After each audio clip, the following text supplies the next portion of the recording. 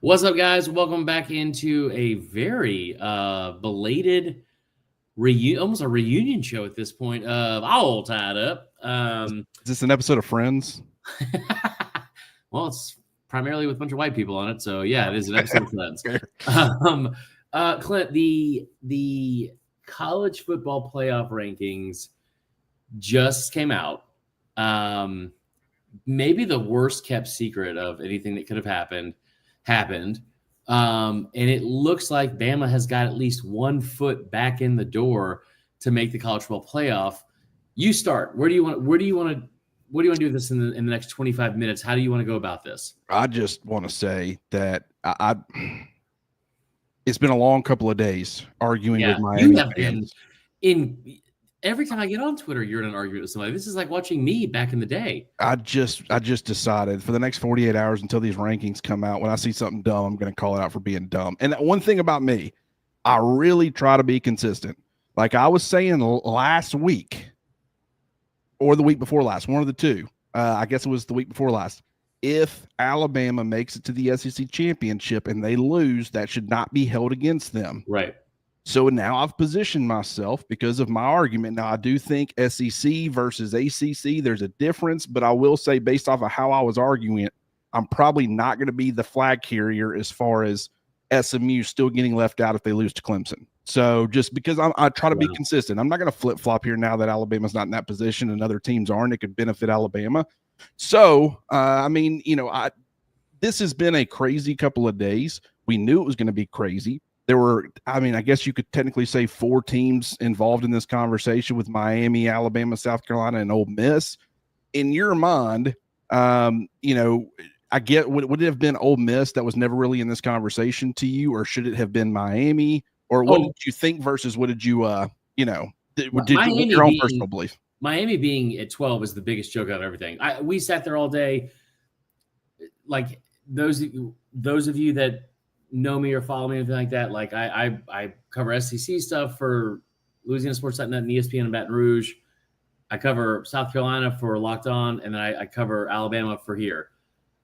Like I make no mistake. Like I'll tell you exactly how I feel and not try to switch up. Like, oh, here's what I think on this show versus this show. Like I will be transparent about all of it. Miami being in the conversation at all is the biggest joke out of all of them. I saw Bama fans, South Carolina fans, Ole Miss fans at each other's throat for the last 48 hours. And then after at 7:00, Miami comes in at 12. And then you had the audacity of Booger McFarland to go on there. How many effing LSU graduates do we have to have in media that get to have some unbiased take on Alabama football before we just all join hands across America and make a change? Like it's unbelievable that we have to sit there. So Booger McFarland weighs in and he says, that's a slippery slope because you have Miami at 10-2 and you have Bama at 9-3. Like, dude, put them side by side. If we are basing this entire thing off of just wins and losses, then we're not doing it the right way. Spoiler alert, they're already not doing it the right way. Doing this whole auto bid thing, dumb. Because the easiest thing, I'm not saying that they should do away with the auto bid just so the SEC can get a 4th team in, because I don't know. I think there's still an argument to be made there. It's like, well, does Bama get in and South Carolina? Do you get 2 of the 3? Like, there's still an argument there. But Miami played no one all season. Miami got bailed out by the refs multiple times. They should be 8-4. They're 10-2. And the fact that they're at 12 at all, what Miami serves as for this committee is nothing more than a blockade against the argument between Ole Miss and South Carolina. That's it. And you heard the actual whatever the guy Wade Manual sounds like the guy from Outer Banks. It's probably not that. That's Tim.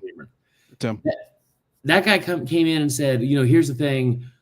We don't have any more data points for teams that aren't playing. So the only data points we have anymore are this weekend. So what you're telling me is the season's over. Now it's a brand new season. We're not going to base anything off. Like walk me through this, Clint. If South Carolina beat Clemson on the road, a top 12 team, Clemson dropped 5 spots by losing to a top 15 team by 3 points. South Carolina moved up 1 spot. Bama beat a 5-7 Auburn team, moved up 2 spots.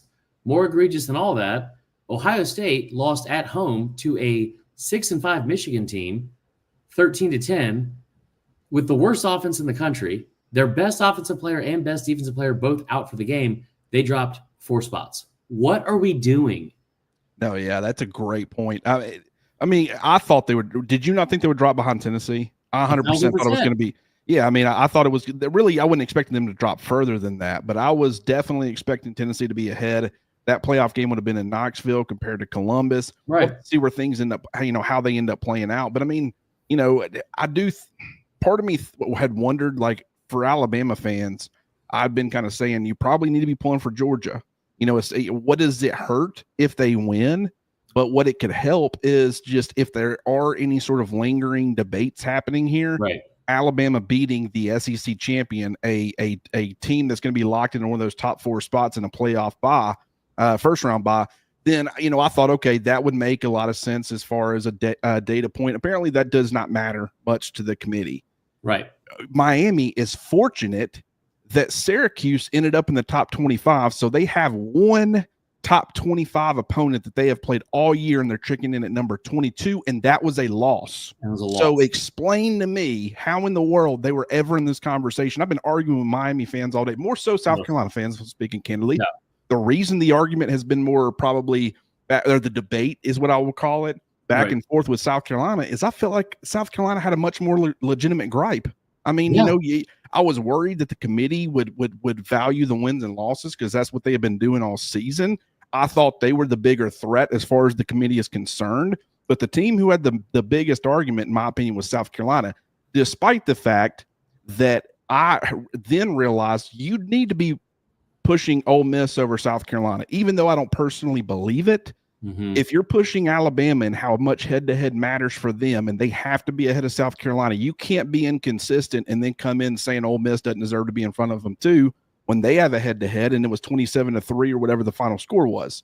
So, I actually, when I saw that Ole Miss was at home, by the way, and with South Carolina coming off a bye week and Lenore Sellers finally coming back. That is, and Sellers was he was definitely rusty.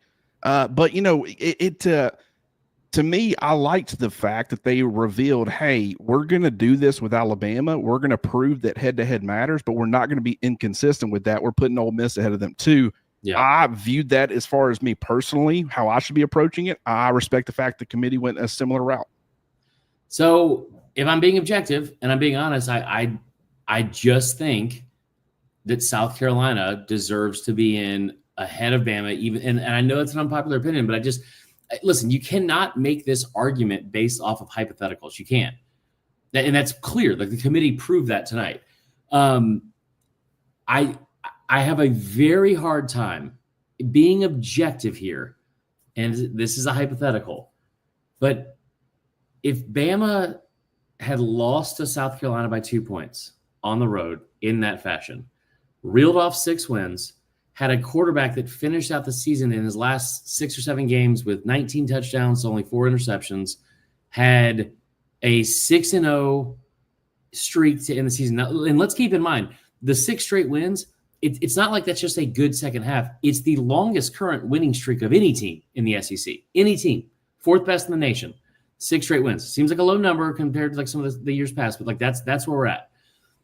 And it's not like they did it against bad opponents. Like, South Carolina went into their second bye week after they beat Oklahoma, and they had 5 games left. 4 of them were against current ranked teams. Vanderbilt was one of them, who Bama fans are all too familiar with. They went on the road, beat the brakes off them by 21. Got A&M at home, who was ranked at the time top 15, shut them out in the second half, beat them 44-20. Then you get Missouri. You beat them at the very end of that game. I know Bama also beat the brakes off them even worse. This was also with a backup quarterback, if we're being fair. And then you get whatever the Wofford game is, and then you go on the road against Clemson. Their last 5 games were scheduled against 4 ranked opponents. 3 of them, they were ranked at the time. You beat Clemson on the road. You beat Missouri in I just have a hard time, if we're being actually honest with ourselves. Do you not think that if the roles were reversed and the helmets were switched, that Bama wouldn't be in? We saw it last year. Bama dropped 8. What did we see last year? We saw Alabama reel off 11 wins to finish the season compared to Texas, who lost a couple of weeks later, so they didn't have the win streak. And Alabama, if I'm not mistaken, that would have put Alabama with the longest win streak in the SEC, and they checked in behind Texas because of the head-to-head. So to me, like, I understand I mean more so like the Georgia, like Bama was at 8 last year in the SEC championship game and jumped to 4. Like they jumped Florida State. And listen, I was happy they did. I will be happy getting to cheer for the team that I grew up cheering for regardless. But if we're being objective, and my job is to be objective, I do feel like I'm getting text from Allie telling me how great of a job I'm doing right now being objective, which I know just means that she just is happy I'm not saying something about Bama. Listen, you can make the case for Bama, and I honestly think you make a really strong point. Like if you're gonna say head-to-head matters, then yeah, like you can't necessarily put them ahead of an Ole Miss team. They beat them by 24, right? Like, but I do have a hard time thinking that, like, how many years have we watched, like, oh, this team is so hot right now. They are Hansel. They are like, dude, they reeled off 6 straight wins. The quarterback is playing better than anyone else in the league right now, in my opinion. Like, and then you look at like what Bama's done, and I'm glad that they have the head-to-head by the 2 points, but it's like, I think what bothered me was at the end of the season, and you cannot sit here and tell me it's been the same way for the Heisman. It's been like this multiple times for the college football playoff. The best team at the end of the season, they're trying to put the 4 best teams in. That's gone. Like they're not doing the 4 best teams or the 12 best teams anymore. It's now they've pigeonholed themselves into, well, we can't do the 12 best teams because we already have the 4 or the 5 automatic ties and bids into the playoff. And meanwhile, dude, during all of this, I'm not sure if I have actually finished making a point in the last 3 minutes, Clint. But meanwhile, all this is happening, and you're looking up at Ohio State, again, dropping 4 spots after losing to 7-5 Michigan at home. Penn State at 11-1 with a joke of a schedule. I think 1 ranked opponent, which is Illinois, that they've beaten. Indiana, who has 0 wins over ranked opponents, and also let me pull this up real quick, a opponent's winning percentage of 403, the lowest of any team of any Power 4 team in the country. And they're just sitting here like, okay, well, when do we just tell us when and where we need to be? We're going to rest up. We're going to kick our feet up. We're going to get some ice baths. We're going to take like enjoy finals week. And we're just going to rest up and get ready for the first round of the playoff. And you have like all these SEC teams. There's just no reason to ever schedule anything out of your way difficulty wise ever again. There's just not. There's no reason to go to 9 games.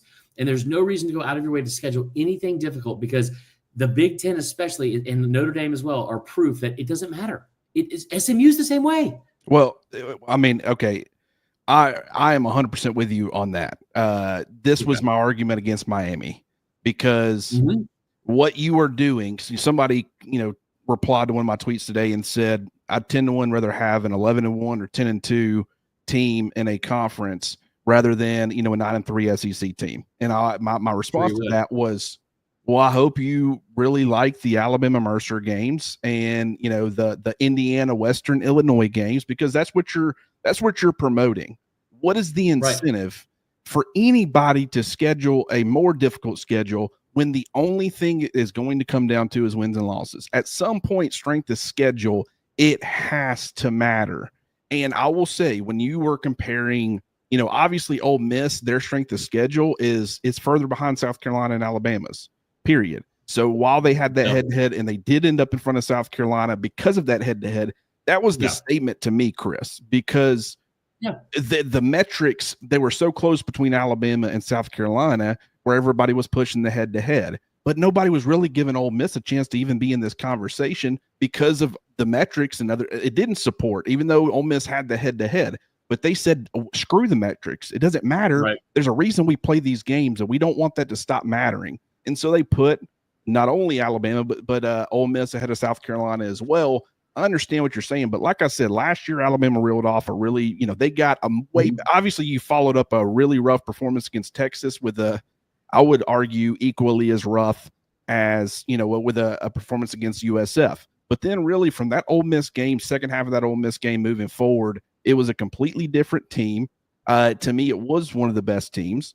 And yet, when it came, a lot of people will point to that and say, well, they still got in the playoffs, but they weren't ahead of Texas. And had they been ahead of Texas, they would have played Washington and not the team that eventually won the national championship. So at the very least, in my opinion, it is possible that they would have been playing Michigan in the national title rather than in the first round in the Rose Bowl. No. And so, I mean, that sort of thing, it definitely matters. And I will say, every committee has been different, but they're, with a lot of this stuff, at least they're trying to remain consistent, because, I mean, if you're going to do it like last year and stuff and punish Alabama for not having the head-to-head, despite it being in week 2, they had so much time to kind of, regroup and stuff.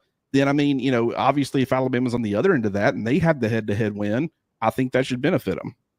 I agree with you. I think the other part too for me is that, like, there are some years, and let me again be clear. Like, there's an argument to make for all 3 teams. I fully understand Ole Miss's argument. I think it's the weakest one. It is, even though they won on the field, and because here's my thing that I keep going back to, which is like, Ole Miss lost to a 4-8 Kentucky team at home. Bama and South Carolina had some bad losses. They didn't have any losses to teams with a losing record. Now, Bama has 2 losses to 6-6 teams, and I am having a hard time, like, coming up with the idea of, like, oh man, like, dude, they lost by 21 to Oklahoma when they couldn't throw the football. They had 68 yards passing. They scored the fewest amount of points they've scored in a game in over 20 years. Like, yeah.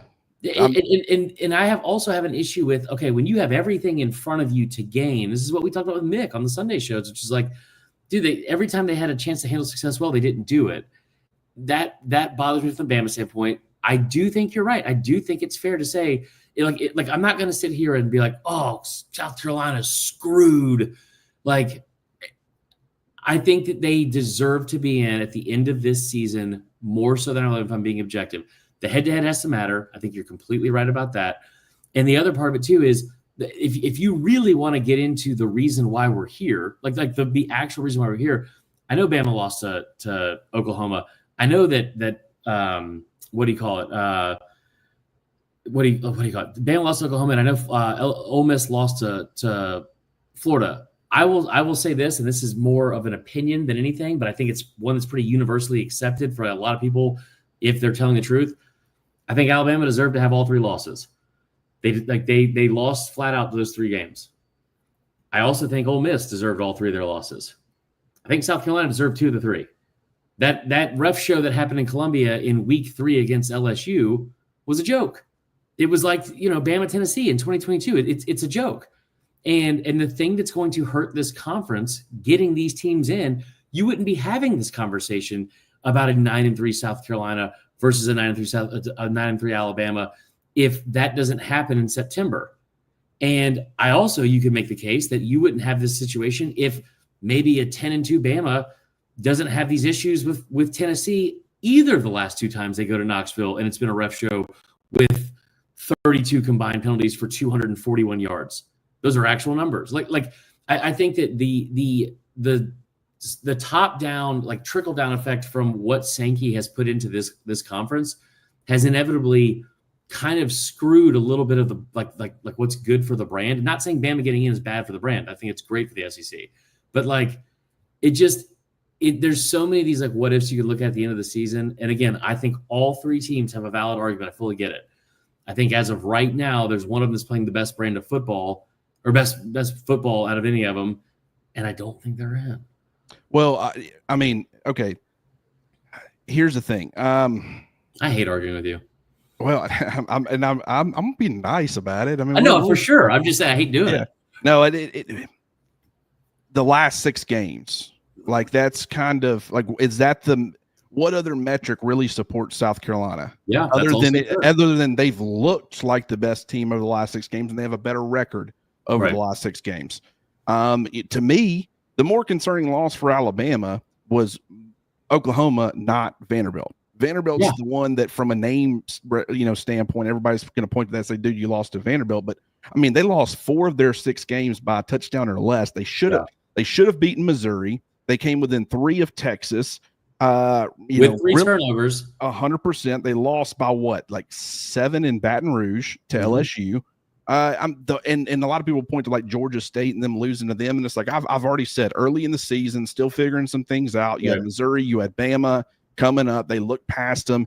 You can't, Alabama could look past them and still get by Georgia State. So can a lot of teams, but that has to kind of be in an elite category to be able to do that, because Georgia State. I mean, my point is this: when you're focusing on South Carolina, I understand where you're coming from, but I don't think your gripe is with Alabama. I don't think it's with really. I mean, Miami shouldn't be in this conversation either, because even though they're ahead, which I don't think that they should be, I personally think Miami should be 14th. Ole Miss should be, to stay consistent. Ole Miss should be right behind Alabama and South Carolina there at 13. But just to me, how everything is set up, and you've been talking about it, is, I mean, I think at a certain point you got to move away from it. Obviously, the conference championship stuff, the automatic bids, is coming to an end, in my opinion, sooner rather than later, because that is absolutely absurd. You set up situations, but from that point, Alabama, in my opinion, they are a top 12 team in college football. Are they very inconsistent? Yes. If we're trying to get the 12 best teams in, South Carolina might be included in that conversation too. Ole Miss would too. Absolutely. But everybody is going to kind of target Alabama because they're the ones that get in over them. Right. But they have a much better argument than Miami once again, but it's not an Alabama problem. It's a problem with a lot of these teams. Like, personally, the way that I was looking at it and the way the ACC is kind of being portrayed here, I don't even know if Alabama doesn't still get in if SMU loses. Now, maybe I'm crazy in thinking that. They don't, and that's what the committee wants, man. Like, I think that's what the committee wants more than anything, is that, like, I didn't mean to interrupt. Go ahead. No. Go for it. I mean, because I personally, and it's like I said, I don't know this for fact. I don't even necessarily feel great about it, but the more I was watching how they were, that's just a few spots. And I mean, obviously, if you get blown out by Clemson, I feel really good about it. Yeah, agreed. If it's a very close back and forth, can't really decide, more than likely you're getting SMU in, if I had to guess. But even in that instance, I still say it wouldn't be 100%. But there are a lot of scenarios where Alabama gets in the college football playoff right now. Yeah, I think if SMU wins, Bama's in. If Clemson blows out SMU, there's a good chance that Bama's in. If SMU wins, wait, we're live right now? Yeah. Oh. That is unbelievable. You didn't know that. I didn't know that we were live with comments and stuff like that. Oh, yeah, they're commenting. So you're a very popular guy right now, Chris. That's real bad. It's not good. That's fine. You're being honest. I mean, that's fine. And I've been wrong before. And I tell you, I'll go back to this too. One of the things with Bama, you're right. This is not a Bama problem. The main reason why Bama's being vilified for it, if we're also being honest with ourselves here, and the reason why Miami fans are saying it, and the reason why Big Ten fans have been clamoring for making sure a fourth SEC team doesn't stay in, is because they also know what's going to happen if they do get in. And their biggest concern is they don't want to get beat by Alabama again. And I think that is where a lot of this comes from too, is like, you don't want a bunch of SEC teams in if you're from the Big Ten. You don't want a bunch of SEC teams in if you're from the ACC, because you don't want to play them. And deep down, Clint, all of them, especially Big Ten fans, also know they don't care. They don't want to play them regardless if it's in the South or up north. If it's snowy. My favorite thing that Big Ten fans love to do when they move the goalposts is, oh my gosh, you would never want to play us in December. Yeah, that's not how your conference works. You schedule 9 conference games, and you don't play a non-conference game past like the month of September. So SEC teams aren't going up there. Also, if there's one thing I've always said about 5-star athletes, I'm talking about like blue chip, 6'4", 250-pound 5-star elite athletes. If there's one thing they're probably scared of, it's not long sleeves. So I don't think that's a big deal. The other part of it is I think that like what the committee truly wants, and they're not going to say this, what the committee is hoping will happen is Clemson beats SMU and they can just put both teams in, because that way they can save face and they don't have to, because the committee's not making any money, I don't think, off the playoff. Like for a brand standpoint, you want Clemson and Bama both in. You don't really care about SMU, right? But like, what it's almost, I always say this about poker, like you don't want good cards, you want easy decisions. And what the committee really wants is they want to be able to make an easy decision that saves them, like the most like Pontius Pilate, wash my hands of this and I'm moving on. Also, the first time I've ever referenced Pontius Pilate and poker in the same sentence. So that's pretty good. I mean, I'll say this about the whole, like, a couple of weeks ago, I was arguing strength of schedule for Georgia. Alabama was in pretty good position. Georgia was the one kind of on that brink a little bit. And, I felt the need to argue for Georgia. Obviously, Georgia being in the college football playoff, in my opinion, would have always made it a much tougher path for Alabama. I mean, or at least unless someone else can knock them off somehow. But to me, it's about making the right decisions, and it's about arguing if Alabama would have been in Georgia's shoes where their schedule was even tougher than it's already been, because I feel like it's already been a gauntlet. I mean, and a lot of those games for Georgia have been on the road. It's like, I mean, I felt compelled to be somebody who would not typically be Team Georgia arguing for Georgia. So so my point in saying that is a lot of my stuff might come off as like Alabama bias, but it's really not. I'm gonna argue it regardless. Like if Miami was in the SEC, none of the arguments I'm making against Miami I'd be making. And guess what? They would have played a much tougher schedule. They would have been a lot more tested. Right. I mean, you can't play Cal and Virginia Tech and Louisville and get all these incredible breaks on a fourth of your game. Unbelievable. In a season, which is, I don't know that I've ever seen that before. Three different games going one way to help one team in the same season is wild. Yeah. But then, you can't do that. They should have the exact same record, 9-3, as all these SEC teams at the bare minimum. They should be 8-4, dude. Really 8-4, I agree. But I'm saying just bare minimum, if one of those things doesn't go their way, they're sitting there at 9-3, and they're not even in this conversation, which is why I say they shouldn't. I mean, what Booger was saying made no sense to me. Brandon Clear, appreciate the super chat. There should be no way two ACC teams get into the playoffs with a Clemson win.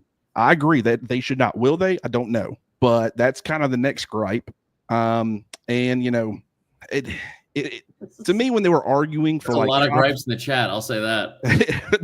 There's a lot of gripes. I do have to say, I love. There's you guys are making good points. Like DB King said, how much more objective can you be than head to head? I think that's a very fair point. I respect that. I do think the one person who said that I'm a South Carolina fan and you guys have lost all integrity for bringing me on the show, that, by the way, has my name on it. So thank you for bringing me on as a guest of the show. Has been real fun to watch. Listen, there's so many different angles to this. And like I said, like you can make a case for all of them. Anybody that is sitting here, which is asked if Bama can pass SMU, if SMU loses, said potentially yes. Like anybody that's watching games this year, because I think you're also right. You can't just factor in the last 6 games. But like, what is the criteria? Like, what is the committee going to pretend that matters most this year? Because some years it's the eye test, and Bama has benefited from that, which I've loved. But like some years it's also it's like head to head. This year it's head to head. And like this is what I was gonna say earlier too, before I got all tied up and tongue tied, was one of the things that happens just every so often in college football. Like sometimes there's just like log jams where everyone seems to have like a similar season or a good season. Like, dude, look at last year. Like, I mean, Bama reeled off 11 straight wins, like you said. They didn't move above 8 until the final rankings. I mean, like we were 8 going into the game against against Georgia in Atlanta, right? Like you think about like years like this is a deep cut, but like 1994, you had a bunch of like 11-1 or 11-0 teams going into the playoff. Like Bama was 11-0 going into Atlanta against Florida that year. Penn State was 11-0. Neither one of them won or played for a national championship because Nebraska was 11-0 and they beat, I think it was like Florida State or something like that in the Orange Bowl. Like sometimes there's just like log jams. This feels like it's one of those years. I think what sucks is that all 3 fan bases between Ole Miss, Bama, and South Carolina can look at the teams ahead of them and you're like, okay, Boise State, I know they're not better than us. SMU, no chance they're better than us. Notre Dame's 11-1. I wouldn't put them. They would be an underdog in all 3 of those games. Like maybe not South Carolina at home, but like you think Ole Miss doesn't line up and wear down Notre Dame's offensive line for 4 straight quarters? You don't think Milroe outruns everybody on the field from that team? Probably the same with Sellers. Like I think that's the part that's so frustrating, is it's like it almost feels like it's an overcorrection of we need to make sure we don't have too much representation of just the SEC. So let's make sure we get some auto bids, make sure everyone gets the trophy. We're going to have Arizona State and Iowa State, even though they have, let's look at it right now. They have a combined 1 win over ranked opponents all season long. And they both have opponent win percentages under 475 and strength of schedules that are ranked 68th and 72. But one of those teams is going to play for a spot in the college football playoff. It's that part's a joke. Like, that's a joke. Let's real quick. I know you're about to have to hop off to get to your other show, but I mean, Alabama, the way they got it set up right now, would play Notre Dame in the first round in South Bend. Obviously, like you said, I don't think that it would be cold, but I really don't think that's going to be as big of a deal as people make it out to be. And you got a running quarterback, so but if you win that game, right now the setup is they play SMU in the second round. I feel like Notre Dame and SMU, if you're Alabama, that's about as sweet. I mean, Penn State and Arizona State and Boise State, maybe you'd make an argument there, but Alabama getting Notre Dame and SMU, I'm not saying, those are cupcake teams or anything like that, but if you're looking for a path that should be the easiest, I would say that would probably be the easiest. And again, like, all these, like I said this back in I think April, the two teams that were going to benefit the most from a 12-team playoff, the two teams, Penn State and Notre Dame. You didn't have to play anybody. You didn't have to beat anybody. This is a fun fact for everybody in the chat. Here's an objective take for you. Penn State is 1-14 against top 5 teams. And their last win against the top 5 team was in, I think, 2016, where they had to score 17 unanswered points in the fourth quarter, including a blocked field goal for a touchdown against Ohio State. Like, that team is going to skate into the playoff every single year. I do love what Peasy said, by the way. No, I mean, and Notre Dame doesn't beat a conference. Go ahead. As far as obviously Notre Dame, they're never going to have a chance to get a first round bye. Do you think it will change things? We've never been in a situation in college football where one team is off leading up to a big, a playoff game or that had national title implications while another team isn't. So if you want to go ahead and start looking ahead to maybe the opponent in the next round of the playoff, that's fine. But whatever you're putting towards that team, you're not going to be putting it towards your current opponent. And people like Nick Saban, they were all about next opponent. They might put a couple of random analysts up there to kind of look ahead maybe a little bit and just, so you're ahead of the game whenever that happens. But now you're looking at a situation where a team, while they're having to prepare for two opponents because they don't know which one's going to win, they've already gotten a head start on looking at you and watching you and stuff and putting energy towards you, and you haven't had that same benefit. Do you think there will be more looking ahead? If you're Alabama and you're playing Notre Dame, do you think that you're going to be putting an emphasis on, SMU, a lot more of an emphasis that you have in the past, or would you still approach it pretty much the same way? I don't know. I mean, I honestly, because I'm having a hard time wrapping my head around the fact that this isn't going to be a 2-week thing. This thing's going to be a month long. It's going to be drastically different than anything we've seen before. I think you get 10 days off on the first break, and then you get I want to say 10 or 9 or something like that again. They're still playing the last game on a Monday, which is stupid. Also, Jason Sturkey, don't love the way you spell your first name, but do love the point. That's a really good point. Concerned about the Cole with Bama driving passes. I will say, I think that one of the things that has surprised me the most out of all this from a national standpoint, there's been so much of a focus on the 3 9-3 SEC teams, South Carolina, Ole Miss, and Alabama. Notre Dame, isn't in a conference. They played it. They didn't play a true road game from week 3 to week 14. I mean, think about that. And by the way, 2 of the 3 road games they played during that were against military academies at Major League Baseball stadiums or an NFL stadium. And you can keep going down the list. Indiana, you talk about Big Ten fans get all upset about the ninth, 8 versus 9 conference games in the SEC playing, Mercer, whatever. They just played 1-10 Purdue. I think that if you're going to sit here and actually take this seriously, at some point you're going to have to figure out something around that's like a universal scheduling scenario And that doesn't necessarily mean 8 or 9 games. It also means because the SEC scheduling a ninth conference game is not the same as the Big Ten doing it or the Big 12 doing it, or when even though they claim that it is. Right. Or when the Pac-12 used to do it. Like, it's not the same at all. What is like something I want to see, like, it's more like universal around scheduling is I don't want to see Notre Dame go play Army at Yankee Stadium. I don't give a shit about that. I want to see Notre Dame play the games like they played against A&M. I want to see Ohio State do the same thing. And you're seeing some of those things, but like, dude, a few weeks ago we were talking about 3 ACC teams that were like potentially going to bid for 2 spots, and now we're sitting here talking about like how 2 could still get in. For what? Like who did SMU play this year that I missed? They lost by 3 to BYU. Am I right about that? I mean, yeah. And here's the other thing too. Anybody out there, if you're looking for an argument with a Big Ten fan, because they sure love bringing up that 9-game SEC schedule, not none. One of the 4 Big Ten college football playoff contenders, Oregon, Penn State, Ohio State, and Indiana, one of them, Penn State, has played a Power 4 team out of conference. Mm-hmm. And that was West Virginia. That's who Penn State played. That is the only one. So they have played their 9-game conference schedule, and they have played 3 cupcakes.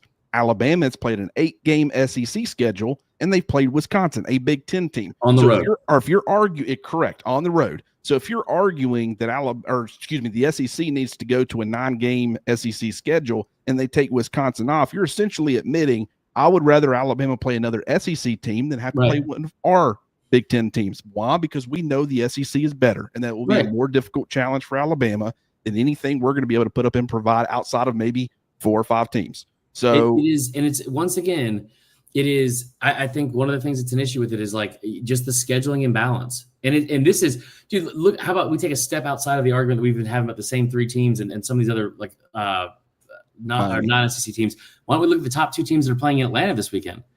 I mean, Texas came in and went 11-1, and Texas's defense is phenomenal. They are a good team. I love Sark. I think they're going to be great. Here's like a program that's going to be here for a very, very long time, especially with the NIL era. But here's the thing.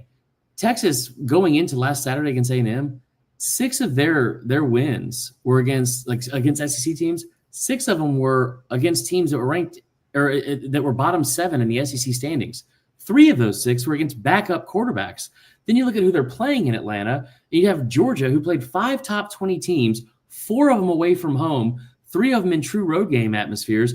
And it's like how is there that much imbalance in our own conference that Texas is getting to skate by like that? That kind of stuff is also very frustrating. So again, there's so much that I think that it's easy to look in like hindsight being 2020.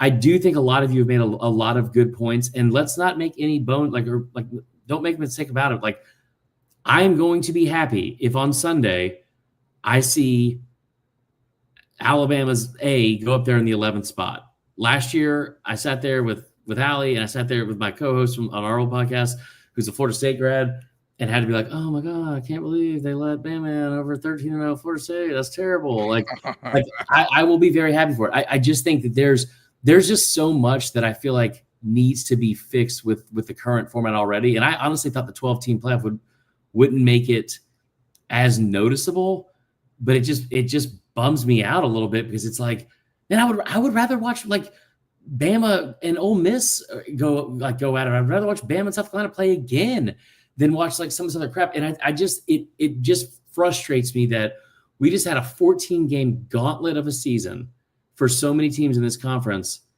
and they're not going to be rewarded for it because Notre Dame got to play Army and Navy in Baltimore and Yankee Stadium, and like you said, like Penn State's the only team. Penn State's the only team that's scheduled outside of their conference a Power 4 opponent. Indiana did, and then they decided, you know what? Now that we're going to a 12-team playoff, it would be and we're doing these super conference things where the conferences are going to get so much tougher.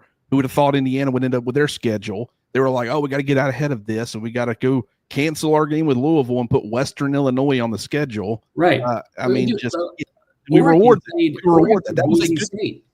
That was a good decision by Indiana because they're being rewarded for it. Louisville would have given them a game. Would they have beaten Indiana? I don't know. Probably not. I think Indiana is pretty decent as far as I test. Like, and I say pretty decent, definitely not number 9. Don't even know if really don't think they're college football playoff material, if I'm speaking candidly. But we would know that we would have a better litmus test for them had they played Louisville and not freaking Western Illinois, which is the annoying part about it too. I know we've got anything else. Hold on. I want to say one more thing about this because I know that we said 8 o'clock. It's 15 minutes past it, which is my own fault. But this is kind of the thing. It's almost like let's distract them. Like let's distract them from like the real crime here by thank you, Andy Stoker. Don't deserve to be a Bama fan. Bet you were in the band in high school, buddy. I played college sports. You can. I'm not going to say S my D, but just sit down. Just sit down. Okay. Here's the thing that you were in the band in high school. Yeah, white dude with glasses for sure.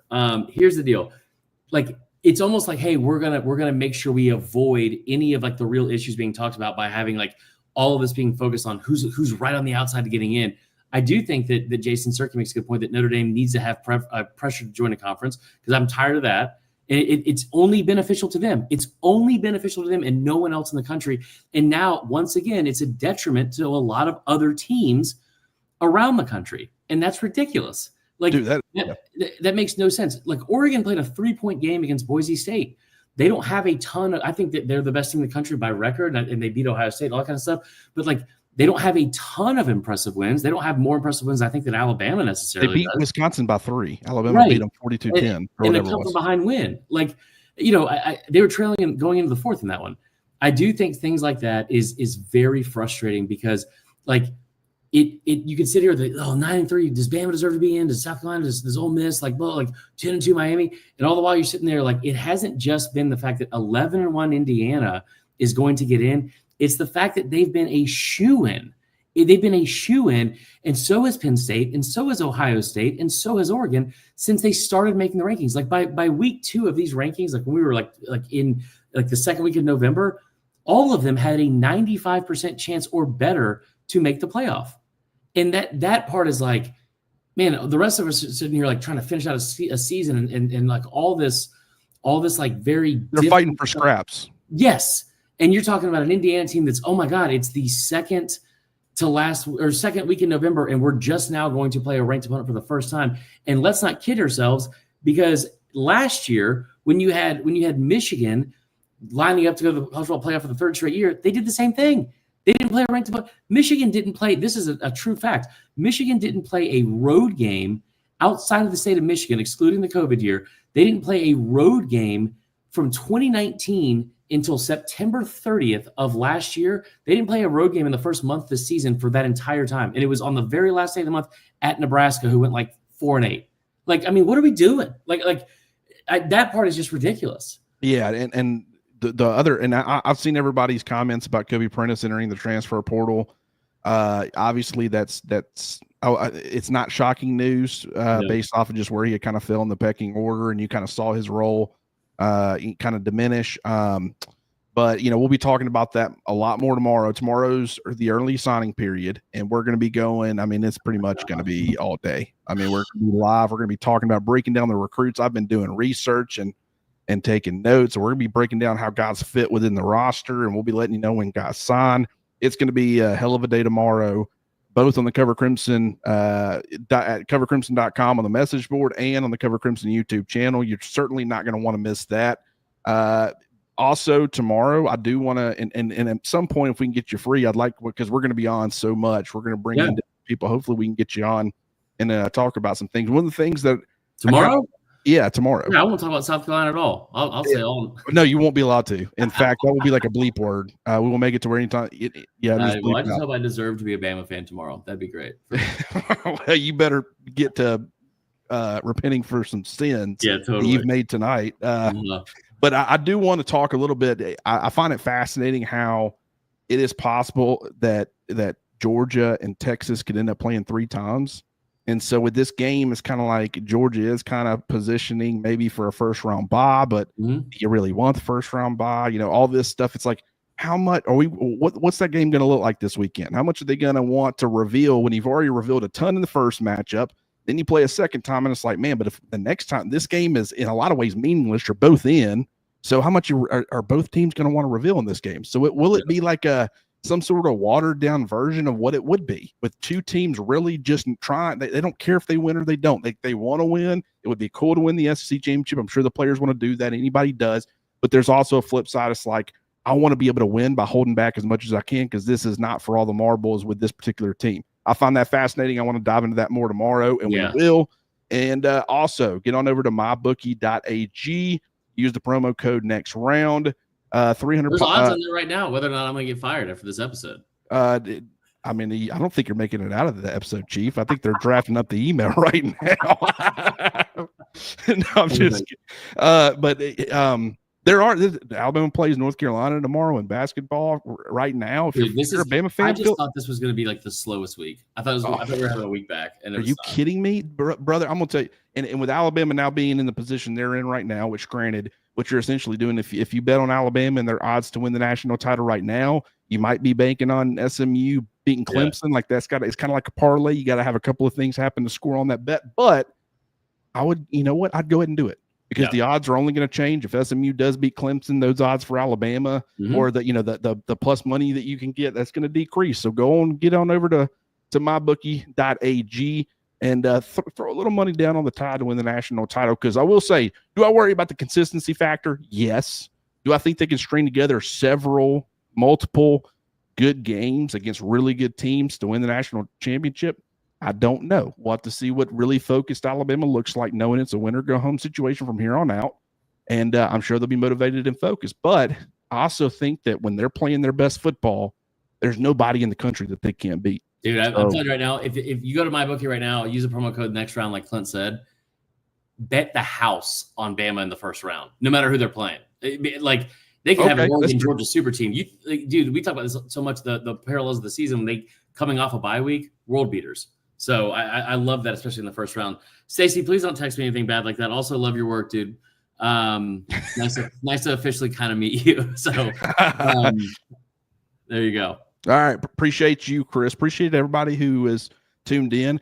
Guys, if this is after the fact and you're like watching this back, I just want everybody to know you have full permission to be as mean to Chris as you possibly want to be. And we're not going to, you don't say like the things that you shouldn't say. There's a couple of things. I was in the band in high school. Like, I know anything about music.